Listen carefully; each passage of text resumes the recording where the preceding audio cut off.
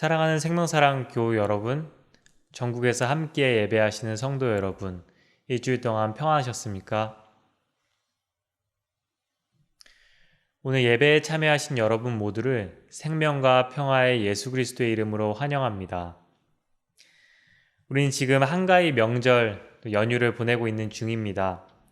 모두 풍성한 한가위, 또 쉼과 넉넉함이 있는 명절 보내셨기를 바랍니다. 오늘은 창조절 둘째 주일이자 교회 연합주일입니다. 교회들이 다양한 모습과 서로 다른 전통으로 존재하고 있지만 언제나 모든 교회는 하나의 교회라는 것을 기억하시고 또 하나님 나라를 위해서 모든 교회가 연합하여서 헌신해야 함을 늘 기억해 주시길 바랍니다. 오늘 말씀은 교회개혁 실천연대에서 사무국장으로 사역하고 계시는 이현주 목사님께서 해주십니다. 교회개혁 실천연대는 한국교회의 건강성을 회복하기 위해 애쓰고 있는 단체입니다. 우리 생명사랑교회 첫 시작에 도움을 주기도 하셨고 또 지금은 우리가 후원하면서 연대하고 있는 단체입니다. 이현주 목사님 소개 영상을 보시면 교회개혁 실천연대에 대한 더 많은 이해를 하실 수 있으리라 생각됩니다. 지난주에 공동회의를 통해서 강미희 전도사님의 목사 임직 후 부목사 청빙이 확정되었습니다. 임직식과 청빙식에 관련해서는 추후에 안내 드리도록 하겠습니다. 이제 세 번의 징이 울릴 때 성부, 성자, 성령, 성삼위 하나님께서 베푸시는 하늘의 울림이 영과 진리로 예배하는 여러분에게 함께 하시기를 기원합니다.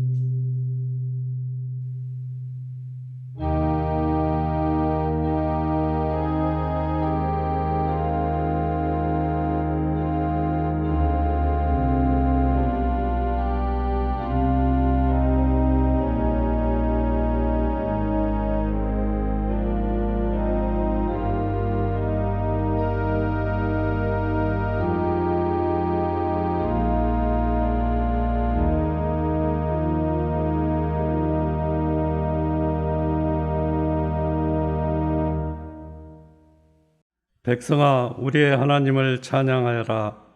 그분을 찬양하는 노래소리 크게 울려 퍼지게 하여라.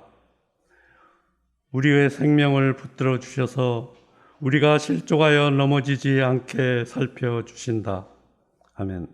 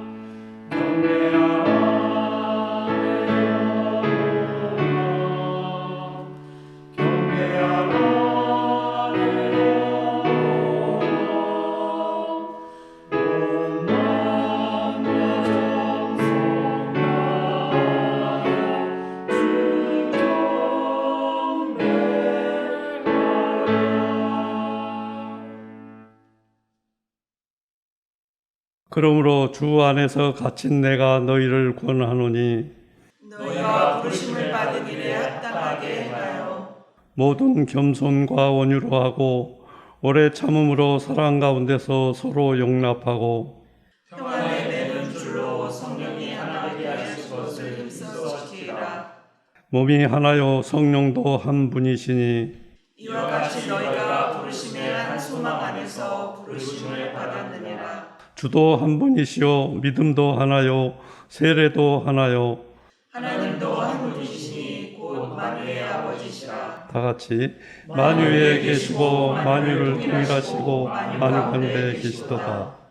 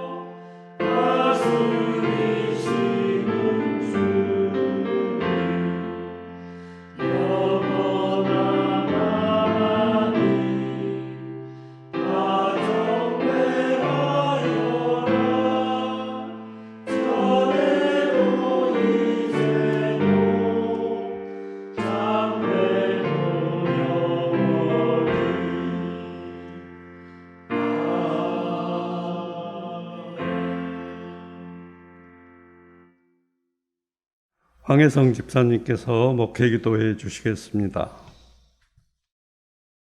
언제나 풍성한 은혜로 우리와 늘 함께 하시는 주님, 오늘 한가위 명절에 우리 생명사랑교회 성도들이 함께 모여 예배드리게 하심을 감사드립니다. 올 한 해도 각자가 처한 현실 속에서 많은 어려움이 있었습니다.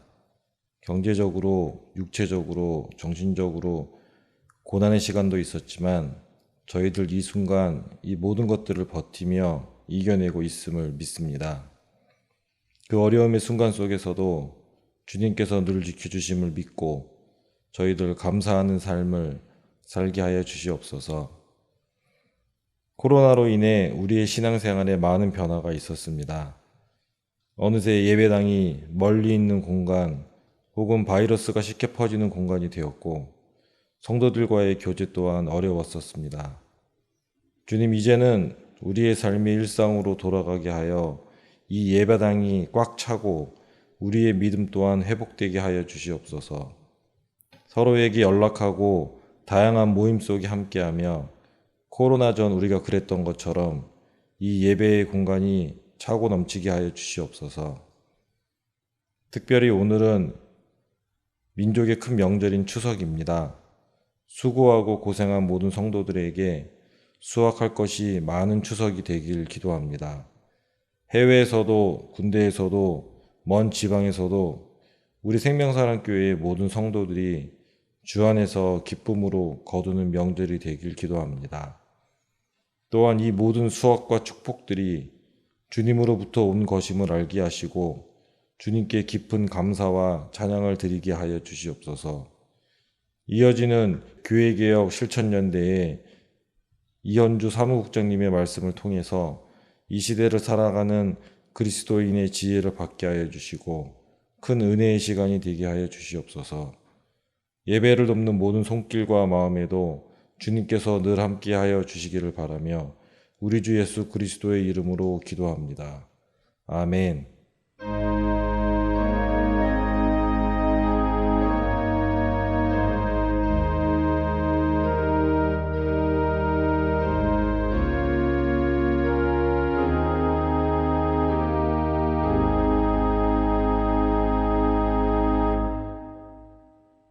창조절 둘째 주일 우리에게 주시는 성경 말씀은 마태복음서 5장 21절에서 26절, 고린도전서 12장 31절 말씀입니다. 먼저 마태복음서 말씀을 한 절씩 교독하겠습니다. 옛 사람들에게 말하기를 살인하지 말아라. 누구든지 살인하는 사람은 재판을 받아야 할 것이다. 한 것을 너희는 들었다. 그러나 나는 너희에게 말한다. 자기 형제나 자매에게 속내는 사람은 누구나 심판을 받는다. 자기 형제나 자매에게 얼간이라고 말하는 사람은 누구나 공의회에 불려갈 것이요 또 바보라고 말하는 사람은 지옥불에 던져질 것이다. 그러므로 내가 제단에 제물을 드리려고 하다가 내 형제나 자매가 내게 어떤 원한을 품고 있다는 생각이 나거든. 너는 그 제물을 제단 앞에 놓아두고 먼저 가서 내 형제나 자매와 화해하여라. 그런 다음에 돌아와서 제물을 드려라. 너를 고소하는 사람과 함께 법정으로 갈 때에는 도중에 얼른 그와 화해하도록 하여라. 그렇지 않으면 고소하는 사람이 너를 재판관에게 넘겨주고 재판관은 형무소 관리에게 넘겨주어서 그가 너를 감옥에 집어넣을 것이다. 내가 진정으로 너희에게 말한다. 너희가 마지막 한 푼까지 다 갚기 전에는 거기에서 나오지 못할 것이다. 다음은 고린도전서 12장 31절의 말씀입니다. 함께 읽도록 하겠습니다. 그러나 여러분은 더 큰 은사를 열심히 구하십시오. 이제 내가 가장 좋은 길을 여러분에게 보여드리겠습니다.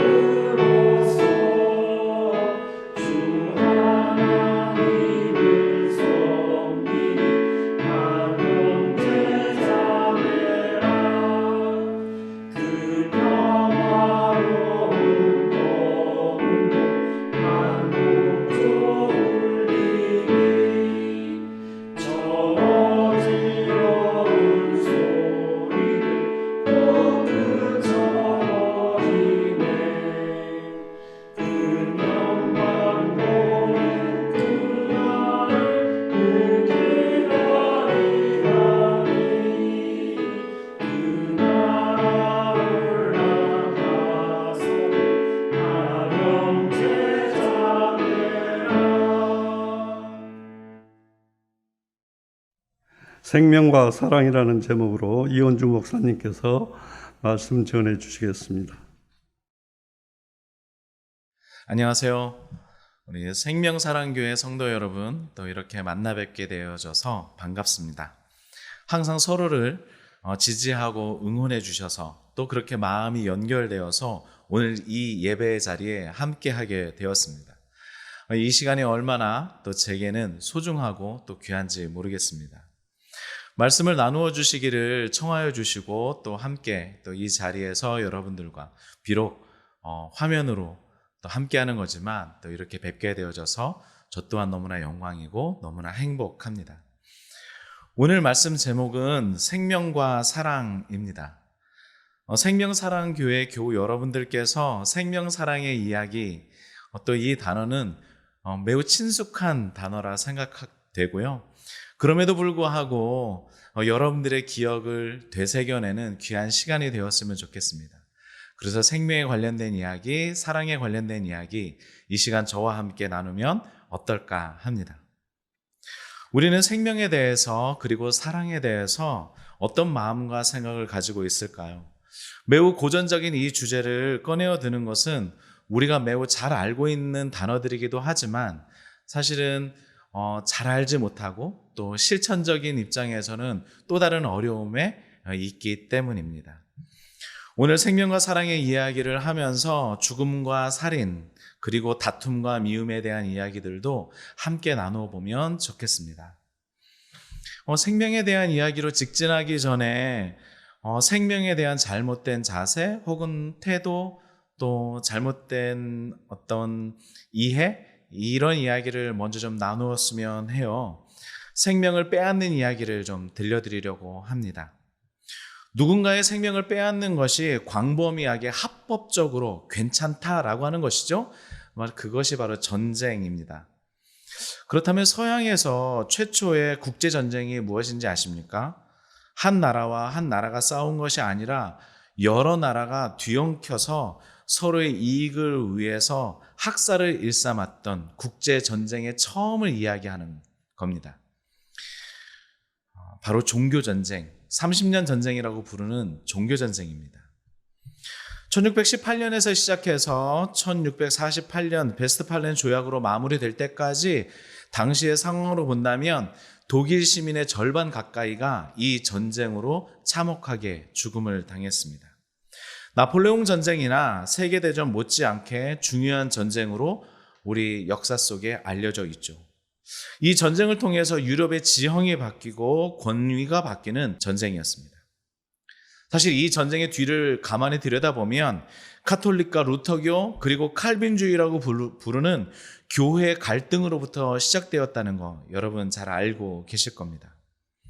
물론 후에는 여러 나라가 합세하면서 복잡한 이해관계가 드러나지만 그 싸움의 중심에는 신앙 혹은 믿음, 하나님의 이름이 등장한다라고 하는 것이죠. 결과적으로는 셋 모두의 신앙을 인정하는 것으로 끝나버립니다. 그리고 신성 로마 제국은 붕괴하죠. 결과야 어찌되었든 간에 이 시기에는 믿음이라고 하는 것으로 상대 진영에 있는 사람의 생명을 빼앗는 것이 합법적이었다라고 하는 것입니다. 살인과 약탈, 약자들의 농장을 황폐하게 만드는 일이 공공연하게 자행되었습니다. 왜 이런 살인과 약탈이 인정되었을까? 과연 이들은 성경의 가르침을 따랐던 것일까요? 고대에서 시작해서 중세에 이르기까지 살인이란 승인받지 못한 살인의 경우만 살인이라고 불렀습니다. 반대로 말하자면 승인을 받으면 살인도, 승인을 받으면 누구의 생명을 해하는 것도, 승인을 받으면 어떤 사람을 잡아 옥에 가두고 그의 생명을 끊어내는 것도 가능했던 것이죠. 승인이 필요했던 겁니다. 합법적이냐 합법적이지 않느냐가 중요했던 것이지 누군가의 생명을 빼앗는 것, 그 행위가 옳으냐 그르냐는 문제되지 않았습니다. 어거스틴이나 토마스 아퀴나스도 전쟁이 평화를 만드는 좋은 방법이다라고 이야기할 만큼 살인은 우리의 역사 속에서 누군가의 생명을 빼앗는 것은 우리의 기억 속에서 아주 친숙한 주제였던 것이죠. 그러나 이렇게 다른 사람의 생명을 빼앗는 것이 합당할까요? 내게 유익이 되고 내 나라에 유익이 된다면 무엇이든지 다른 사람의 생명을 빼앗는 것이 가능하다라고 하는 이 논리, 이런 논리는 사실 굉장히 불편합니다. 더욱이 이런 이야기가 예수님의 이야기와는 전혀 다르다라고 하는 사실, 아마 우리는 잘 알고 있을 것입니다. 그래서 오늘날에도 있는 이 전쟁, 합법적으로 누군가의 생명을 빼앗는 것, 그것은 막아내야 하는 것이고, 그것은 함께 평화의 이야기를 하면서 이런 일들이 다시 우리의 역사 가운데 없도록 하는 일이 필요할 것입니다. 그렇다면 과연 전쟁이 없는 이 땅에 있는 저와 여러분들, 우리는 누군가를 죽이는 일은 하지 않고 있을까요? 즉 누군가의 생명을 빼앗는 일은 하지 않고 있을까요? 현대를 살아가는 우리는 누군가의 죽음과 과연 멀리 떨어져 있을까요? 생명이라는 것을 이야기하기 전에 죽는다 혹은 죽음, 이것에 대해서 한번 생각해 보려고 합니다. 창세기 2장 16절에 보면 선과 악을 알게 하는 나무의 열매만은 절대 먹어서는 안 될 것을 이야기하시죠. 그것을 먹는 날에 너는 반드시 죽는다, 하나님은 이야기하십니다. 인간의 역사가 시작되기도 전에 죽음에 대한 선포가 먼저 있었다라고 하는 것이죠. 그리고 사람은 선과 악을 알게 하는 나무의 열매를 먹을 때 죽음을 경험했습니다. 그러나 사람의 죽음은 단지 육체의 죽음을 말하는 것은 아닙니다. 성경에서 아담이 930년이나 살고 죽었다라는 것을 보면 하나님께서 이야기했던 그 죽음, 과연 그 죽음의 의미가 무엇인지 우리는 조금 깊이 생각해 보아야만 합니다. 육체의 죽음을 이야기할 때는 영과 육체가 분리되는 것을 말하죠. 그러면 영혼의 죽음은 무엇일까요? 영혼의 죽음은 하나님과 분리된 상태를 말합니다. 영혼의 생명 되시는, 영원한 생명 되시는 그 하나님과 분리될 때 우리의 영혼은, 그리고 우리는 시간 속에서 죽음을 경험합니다. 기쁨과 분리되는 것, 그리고 다른 사람과 분리되는 것, 그 분리라고 하는 이것이 곧 죽음이 가져다 준 결과이고 혹은 죽음의 정체입니다.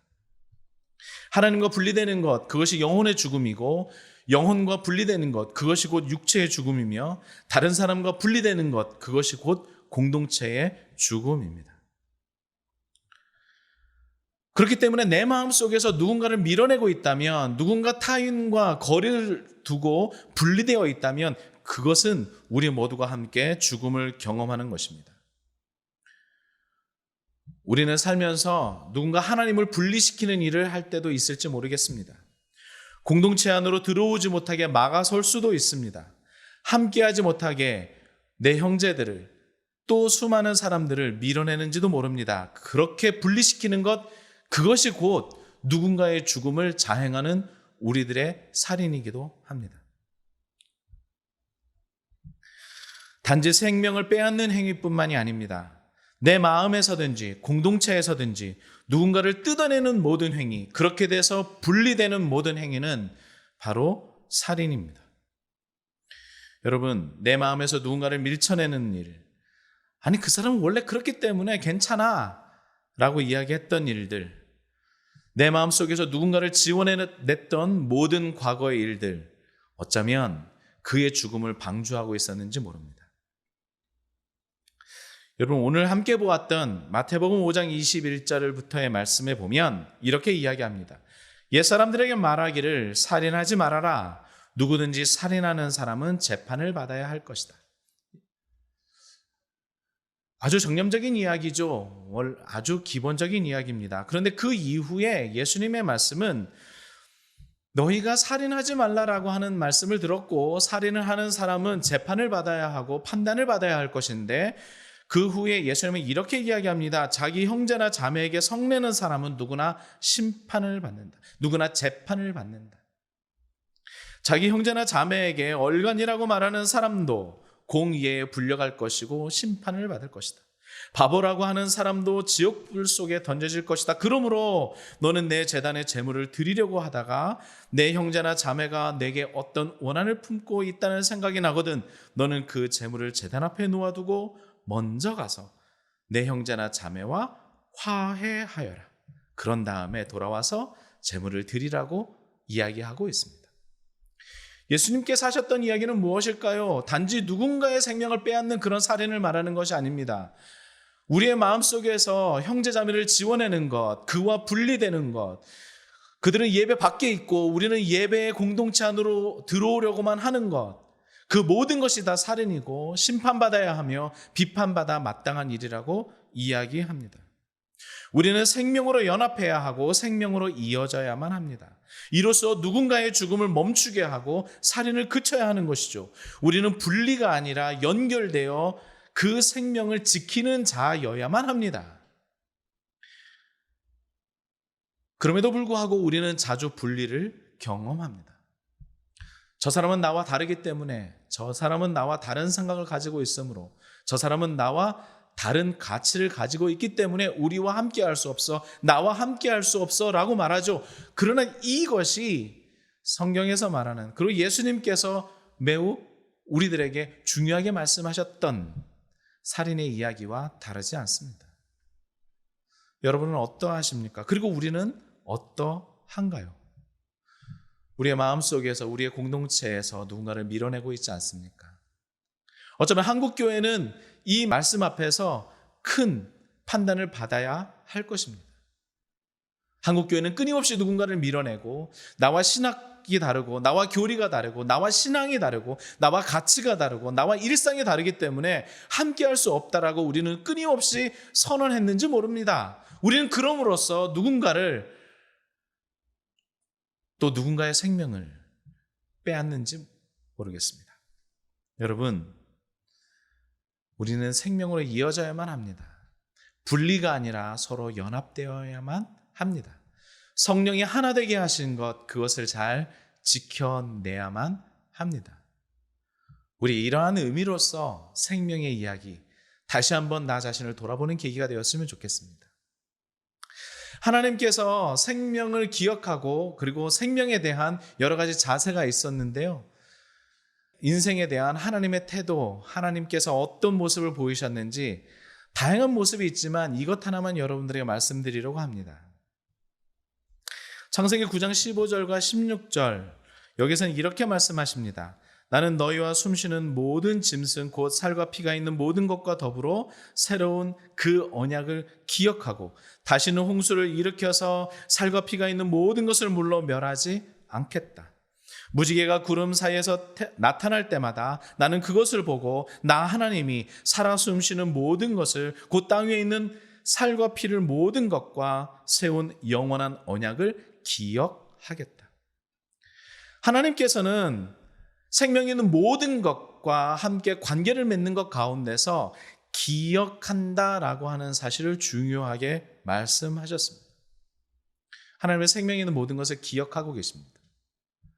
혹시라도 자신의 분노 가운데 또다시 생명 있는 것이 억울하게 죽임당하는 일이 없도록 그분 나름대로 기억하겠다라고 선언하셨습니다.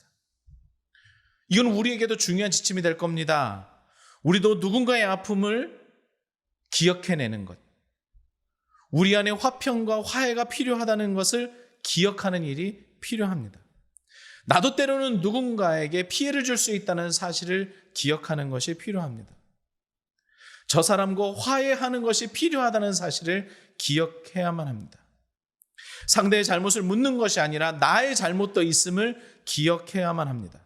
우리는 그렇게 서로를 생각하고 서로를 기억하는 것을 통해서 생명의 연결이 계속해서 이어질 수 있습니다. 하나님은 연약한 우리를 기억하시죠. 하나님은 보호가 필요한 사람을 기억하십니다. 그래서 끊임없이 보호하시고 끊임없이 자신의 생명 주시기를 거부하지 않으셨죠. 그럼 우리들도 마찬가지입니다. 이 땅에 연약한 사람을 기억하고, 이 땅에 생명이 필요한 사람을 기억하고, 이 땅에 죽어가는 사람을 기억하고, 이 땅에 우리들의 관심과 우리들의 환대를 필요로 하는 사람을 기억하여 우리가 먼저 가진 그 생명을 나누어주는 일들을 우리는 끊임없이 감당해내야만 합니다. 이 땅에서 소외되고 기억조차 되지 않는 수없이 많은 사람들이 있습니다. 이제 우리 함께 예배드리는 저와 여러분들은 우리 그 사람들을 기억해냅시다. 슬픔의 자리에, 억울함의 자리에 있는 그 사람들을 기억해냅시다. 그리고 다시 생명으로 연결합시다. 함께 생명의 풍성함을 누리는 우리였으면 좋겠습니다. 그렇게 연결되어 하나님의 생명이 우리들 가운데 풍성하게 되고 그 주시는 생명이 우리들 가운데 기쁨으로 한 걸음 더 나아가는 일들이 있었으면 좋겠습니다. 이 땅에 소외된 자들을 돌아보아야 할 사람들, 복음을 들어야 할 사람들에 대한 관심과 환대와 섬김을 통해 우리들이 기억해야 할 소중한 생명이 많고 그들을 섬김으로써 하나님 나라의 가치가 이 땅에 가득하게 되기를 주 이름으로 축원합니다. 그리고 또 여러분들에게 부탁드립니다. 두 번째는 사랑에 대한 이야기입니다. 여러분, 오늘 함께 말씀 보았던 고린도전서 12장에 있는 말씀, 우리 보통 잘 아시죠? 고린도전서 13장이 보통 사랑장이라고 이야기하는 장입니다.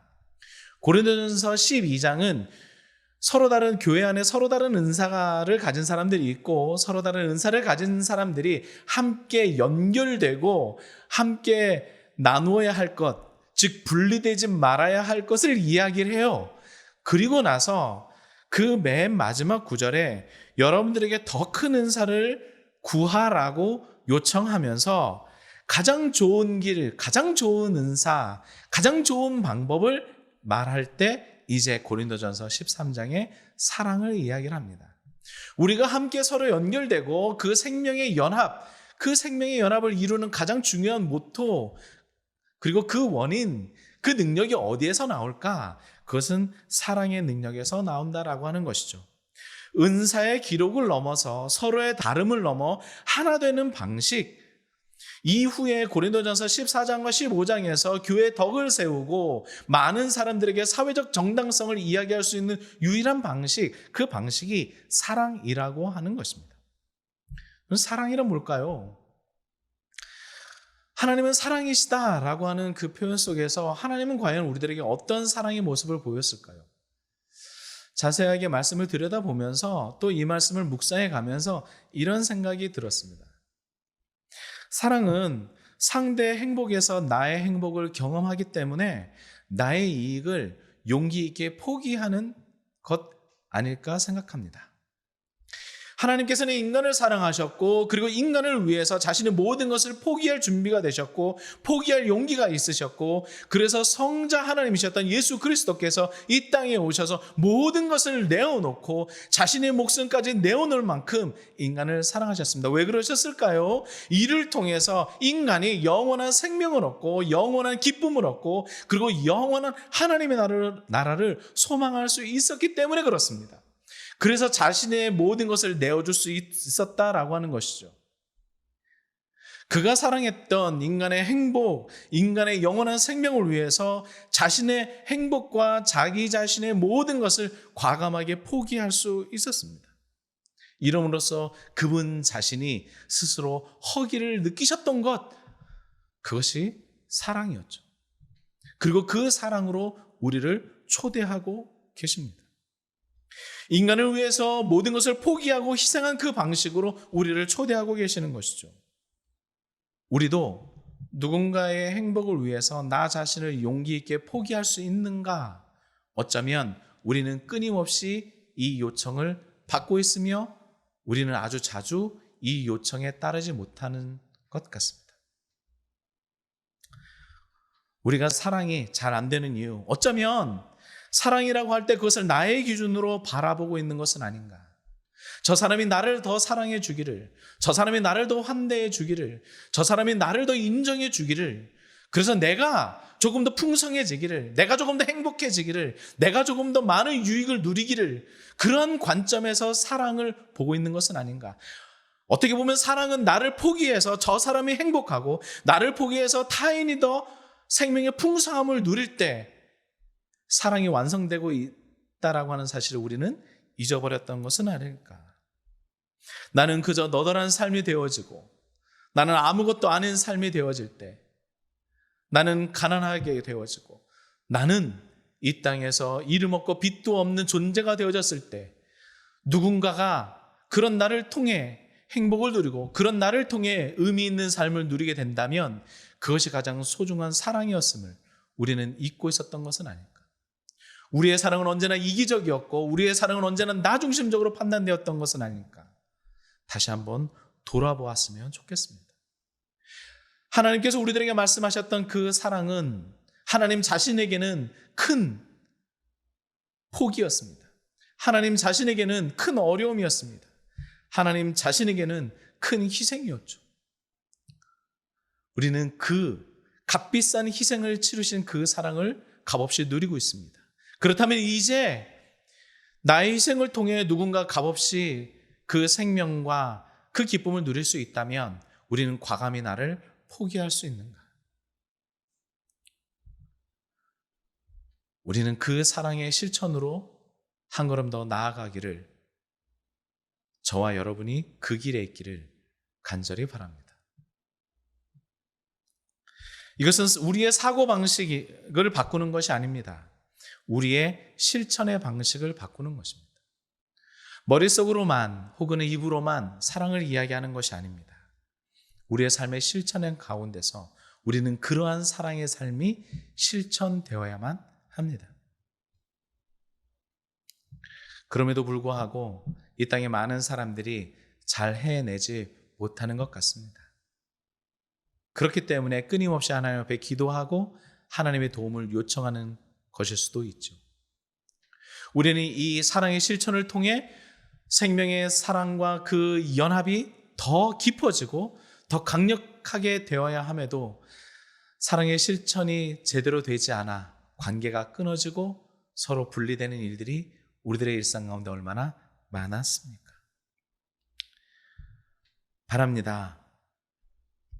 사랑의 실천을 통해서 더 많은 사람들과 연결되어지고 그러므로 말미암아 생명의 아름다운 기쁨과 그 풍성함이 우리의 삶 가운데 넘쳐날 수 있었으면 좋겠습니다.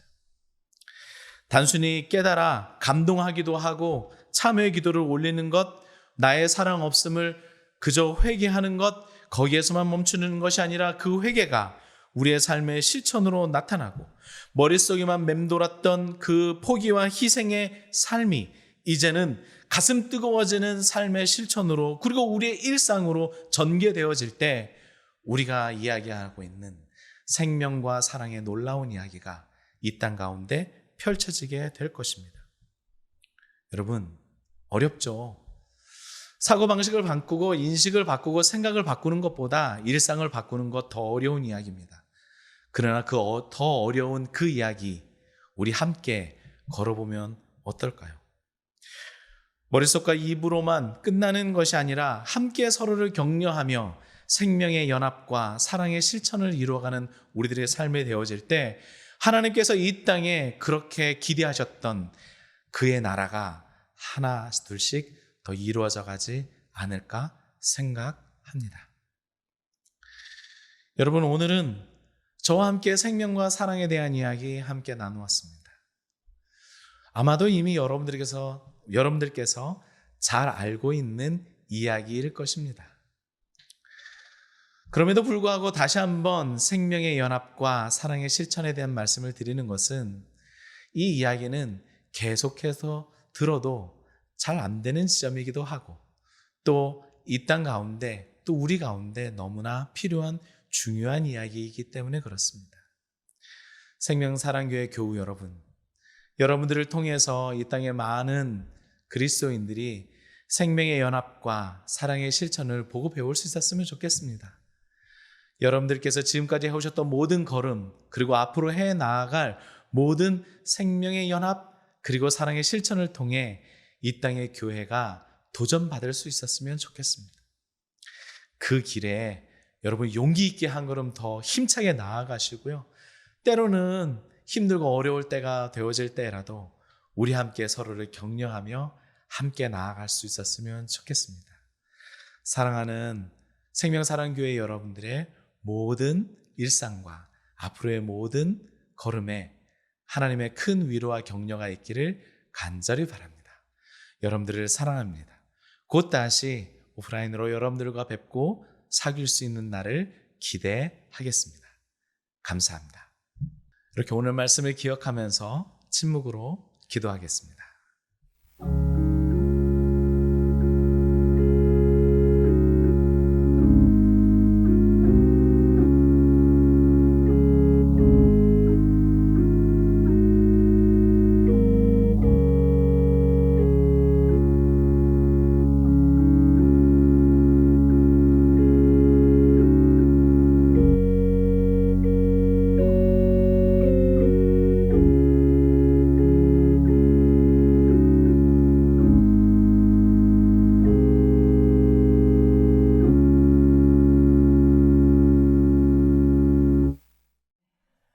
사도신경으로 우리의 신앙을 고백하겠습니다.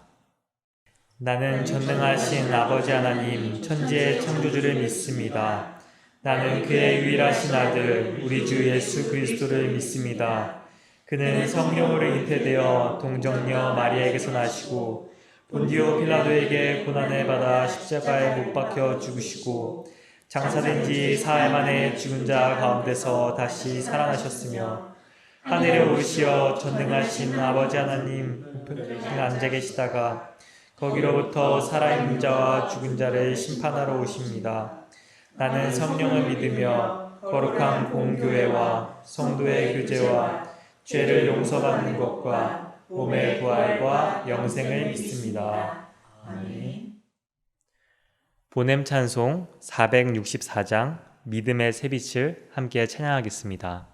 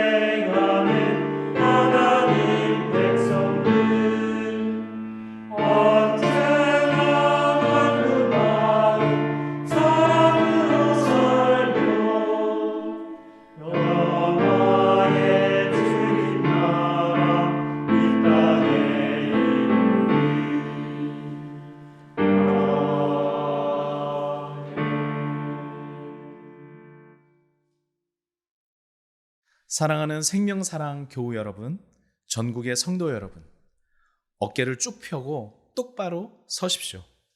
세상으로 당당하게 그리고 힘차게 걸어 나가십시오. 자유인으로 사십시오. 서로 연결되어 영원한 생명으로 하나 되게 하신 것을 잘 지켜냅시다.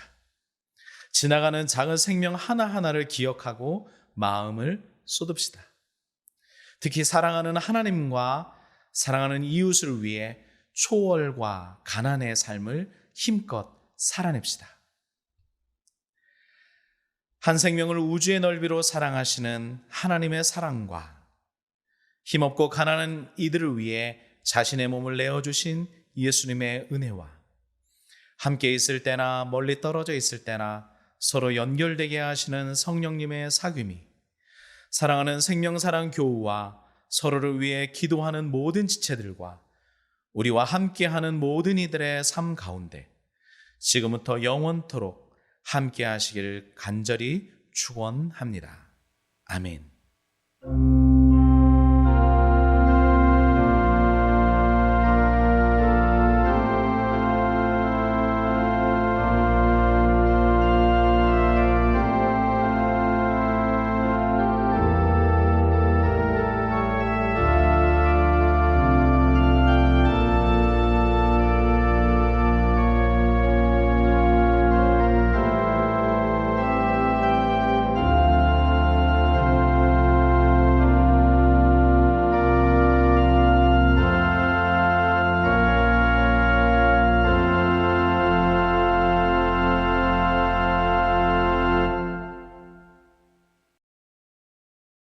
사김과 알림 시간입니다. 오늘은 창조절 둘째 주일입니다. 교회개혁 실천연대 사무국장이신 이현주 목사님께서 설교해 주셨습니다. 지난주일 공동의회를 통해서 강미 전도사의 목사 임직 후 부목사 청빙이 확정되었습니다. 오늘 예배 중에 세례식이 있습니다. 세례자는 오지윤 교우입니다. 다음 주일은 남신도 주일입니다. 김학로 장로님께서 설교해 주십니다. 플로깅에 사용할 에코백을 모읍니다. 집에서 사용하지 않는 에코백이 있는 분들은 교회로 가져가 주시기 바랍니다. 다음 주 토요일 17일 저녁 8시 청년 달리기 모임이 있습니다. 다음 주일 18일 오후 1시 30분 생사 설전이 있습니다. 생명사랑교회가 앞으로 나아갈 방향에 대해서 나눕니다. 많은 참석 바랍니다.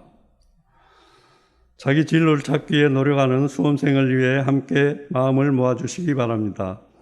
수시는 9월 13일부터 시작이고 수능일은 11월 17일입니다. 오지윤, 황주람, 오승혁입니다. 권사에서 주관하는 화요기도회 모임에 중보기도 제목을 받습니다. 함께 나누고 싶은 기도가 있으신 분들은 교육실이나 권사회장님에게 보내주시기 바랍니다. 9월 11일부터 9월 17일 생일자는 유남규 12일, 황덕형 16일입니다. 다른 광고는 주보를 참고해 주시기 바랍니다. 오늘 함께 예배 드릴 수 있어 감사합니다. 한 주간 승리하시길 바랍니다.